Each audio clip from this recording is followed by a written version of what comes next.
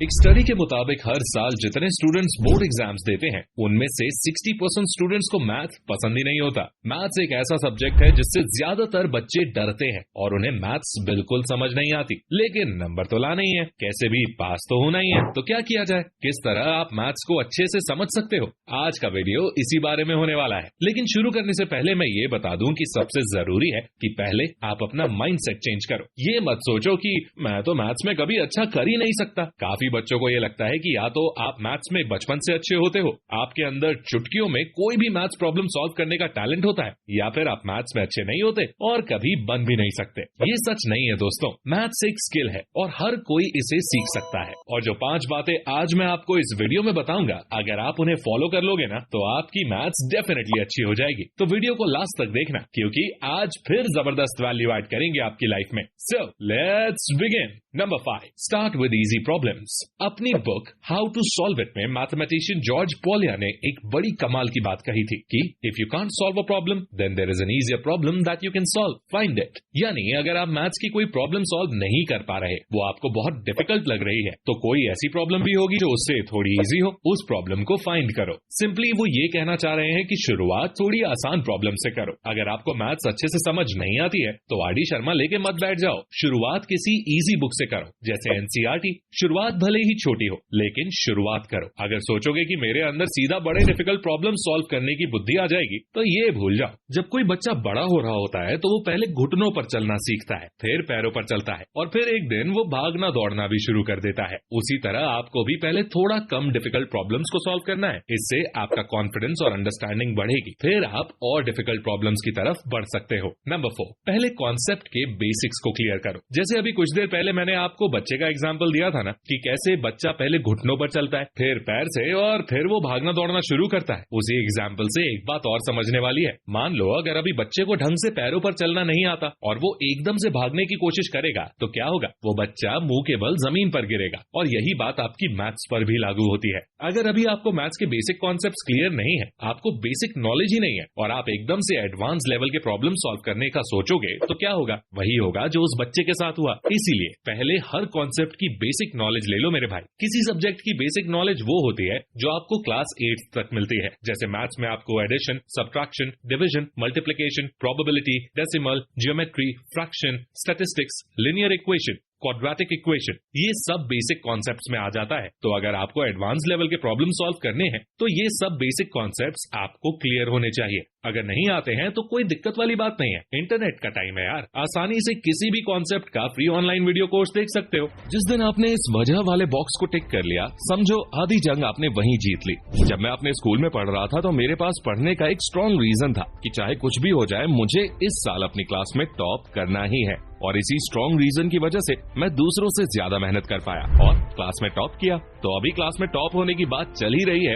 तो मैं आपको बताना चाहूंगा ओसवाल बुक्स की क्वेश्चन बैंक्स के बारे में। दोस्तों, ओसवाल का नाम तो आपने पहले भी जरूर सुना होगा, एक रेप्यूटेड ब्रांड है। हर साल लाखों बच्चे इनकी बुक्स खरीद कर अपने एग्जाम्स की तैयारी करते हैं। इस साल भी ओसवाल 2023 to 24 के लिए क्लास 6th, 7th और 8th के लिए लेकर आया है one for all question banks. Oswal की क्वेश्चन बैंक्स की खास बात यह है कि ये न्यू एजुकेशन पॉलिसी के अनुसार फुल्ली अप टू डेट है। यानी इनकी क्वेश्चन बैंक्स में आपको एनसीईआरटी बुक्स का लेटेस्ट अपडेटेड सिलेबस देखने को मिलता है। ओसवाल की क्वेश्चन बैंक्स में आपको सब्जेक्ट एक्सपर्ट्स के द्वारा बनाए गए रिवीजन नोट्स और माइंड मैप्स देखने को मिलते हैं, जिनकी मदद से आप एग्जाम का तगड़ा रिवीजन कर सकते हो और आपको अलग से एक्स्ट्रा नोट्स बनाने की भी कोई जरूरत नहीं है। ओसवाल की इन बुक्स में आपको 1600 से भी ज्यादा प्रैक्टिस क्वेश्चंस और एक्टिविटी क्वेश्चंस देखने को मिलते हैं। तो वेट किस चीज का कर रहे हो? अगर आपको भी इस साल अपने क्लास में टॉप करना है तो अभी ओसवाल की क्वेश्चन बैंक्स खरीदो।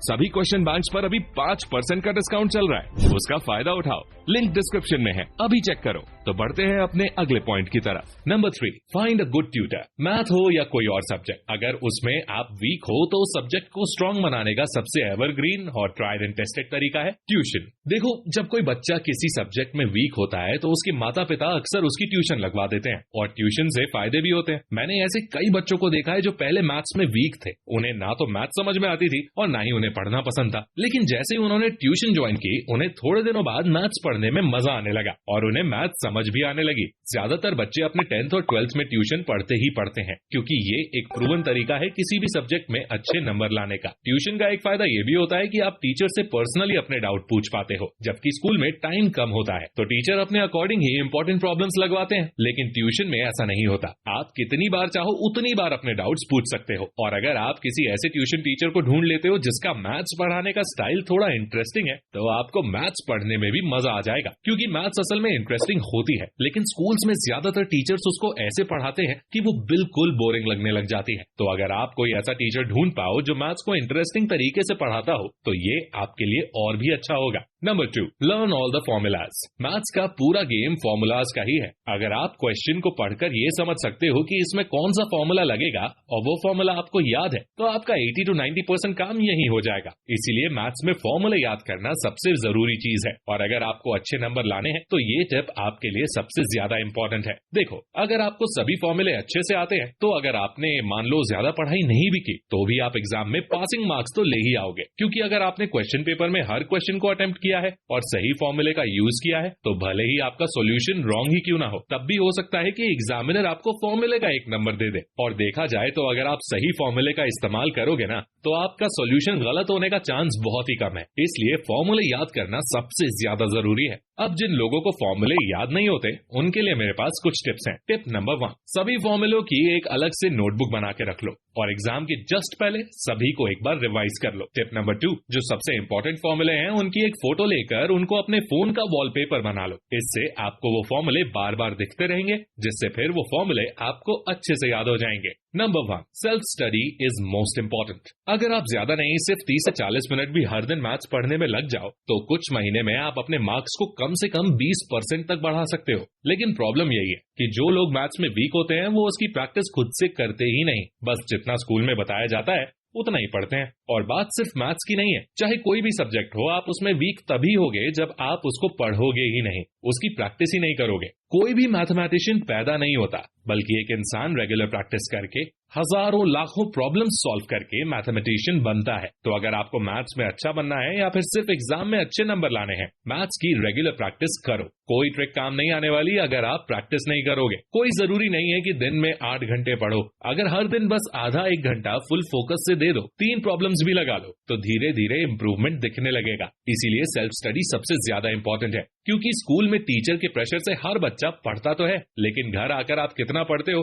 कितनी प्रॉब्लम्स लगाते हो, कितने फॉर्मूले याद करते हो, ये चीज ज्यादा मैटर करती है। इसलिए अगर सच में अपनी मैथ्स अच्छी करना चाहते हो तो हर दिन मैथ्स के प्रॉब्लम सॉल्व करने की प्रैक्टिस जरूर करो। तो आज के लिए दोस्तों बस इतना ही। मैं अपने सभी पॉइंट्स को समराइज किए देता हूँ। Number 5, start with easy problems. शुरू में हो सकता है कि आप एडवांस लेवल की प्रॉब्लम्स को ना सॉल्व कर पाओ, इसलिए थोड़ी इजी प्रॉब्लम से शुरुआत करो ताकि आपका कॉन्फिडेंस बढ़े और आपको पढ़ने में मजा भी आए। नंबर 4, पहले कॉन्सेप्ट के बेसिक्स क्लियर करो। जिस तरह एक बच्चा पहले घुटनों पर चलना सीखता है, फिर पैरों पर धीरे धीरे चलता है और एक दिन वो दौड़ना भागना भी शुरू कर देता है। लेकिन अगर किसी बच्चे को ढंग से चलना भी ना आता हो और वो एकदम भागने की कोशिश करे, तो वो मुंह के बल गिरेगा। उसी तरह अगर आपके बेसिक्स अभी क्लियर नहीं है और आप एडवांस लेवल के प्रॉब्लम सॉल्व करने जाओगे, तो वो सॉल्व नहीं होंगे। इसलिए सबसे पहले बेसिक कॉन्सेप्ट्स की deep knowledge low. Number 3, find a good tutor. एक अच्छा टीचर एक खराब स्टूडेंट को भी सही रास्ते पर ला सकता है। इसलिए अगर आपको कोई ऐसा टीचर मिलता है जो मैथ्स की अच्छी नॉलेज रखता हो और बढ़िया तरीके से मैथ्स पढ़ाता हो, तो आप उनसे ट्यूशन ले सकते हो। ट्यूशन लेने का फायदा ये होता है कि आप पर्सनली टीचर से अपना हर डाउट पूछ सकते हो, तो ट्यूशन लगवा लो, उससे बहुत हेल्प मिलेगी। Number 2, learn all the formulas. Maths का पूरा कॉन्सेप्ट ही फॉर्मूलाज के ऊपर बेस्ड है। अगर आपको फॉर्मूले अच्छे से याद होंगे तो आपको क्वेश्चन पढ़ते ही समझ में आ जाएगा कि यहाँ कौन सा फॉर्मूला लगेगा, और सही फॉर्मूला लगाओगे तो आपका आंसर गलत भी नहीं होगा। लेकिन उसके लिए पहले फॉर्मूला याद करना जरूरी है, इसलिए फॉर्मूले की अपनी एक अलग नोटबुक बना लो जिसे हमेशा साथ रखो और जब टाइम मिले तो फॉर्मूले याद कर लो। Number 1, self study is most important. School और ट्यूशन में पढ़ने के बाद भी सेल्फ स्टडी को आप निगलेक्ट नहीं कर सकते। खुद से भी प्रैक्टिस करना बहुत जरूरी है ताकि आपको पता चले कि आप कितने पानी में हो। इसीलिए डेली ज्यादा नहीं तो बस 1 घंटा ही सही, लेकिन मैथ्स की प्रैक्टिस जरूर करो। अगर हर दिन प्रैक्टिस करोगे तो कुछ महीनों में ही आपको इम्प्रूवमेंट दिखने लग जाएगी। तो दोस्तों, उम्मीद करता हूँ आप सभी को ये वीडियो पसंद आई होगी। पसंद आई है तो अपने उन दोस्तों के साथ शेयर करो जिनकी मैथ्स वीक है, ताकि वो भी अपनी मैथ्स अच्छी कर पाए। अगला वीडियो किस टॉपिक पर चाहिए ये हमें कमेंट करके जरूर बताइए, और ऐसी ही गजब की वीडियोस देखने के लिए हमारे चैनल को सब्सक्राइब करके बेल आइकन दबाना बिल्कुल मत भूलना। मैं मिलता हूँ आपसे अगली वीडियो में, तब तक के लिए take care, love you all and all the best.